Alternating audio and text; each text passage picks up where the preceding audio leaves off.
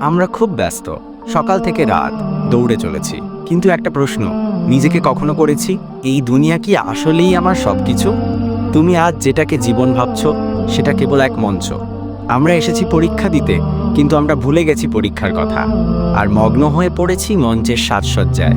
এই দুনিয়ার পেছনে ছুটতে ছুটতে আমরা হারিয়ে ফেলছি নিজেদের আত্মাকে।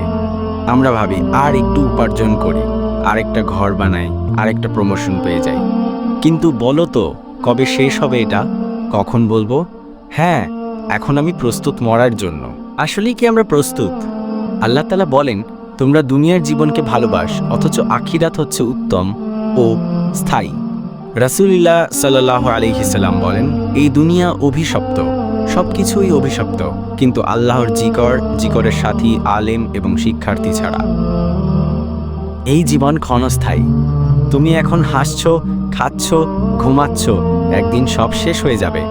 তোমার নিজের নামও ভুলে যাবে মানুষ। কখনো কবরস্থানে গিয়েছ? তোমার চেয়ে ধনী, শক্তিশালী, বুদ্ধিমান মানুষদের কবর এখন নিঃশব্দ।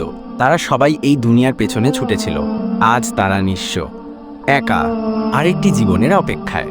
আমরাও যাব, কেউ রেহাই পাবে না। তোমার মোবাইল, তোমার প্রিয় জামা, তোমার বিছানা, সব কিছুই রেখে যেতে হবে। সাথে যাবে কেবল তোমার আমল। তুমি যা করেছো আল্লাহর জন্য, কেবল সেটাই থাকবে চিরস্থায়ী। ভাই ও বোনেরা, এই দুনিয়া এক ধোঁকা। সৌন্দর্য, খ্যাতি, টাকা সবই মিথ্যা শান্তি দেয়। আল্লাহর স্মরণেই রয়েছে সত্যিকারের প্রশান্তি। তাই আজ এই মুহূর্তে ফিরে আসো, নামাজ পড়ো, তওবা করো, কুরআন পড়ো। আল্লাহ তোমার অপেক্ষায় আছেন। তুমি তো জানো না তুমি কখন চলে যাবে। এই দুনিয়া কিছুই না, একদিন শেষ হয়ে যাবে। চল আমরা এমন কিছু করে যাই যা আমাদের কবরেও আলো দেবে। ইসলামিক ফ্রেমের সাথে থাকো, হিদায়াতের পথে চলতে আমাদের সঙ্গী হও। সাবস্ক্রাইব করো, সত্য ও আলোর বার্তা ছড়িয়ে দিতে আমাদের সাথে থাকো।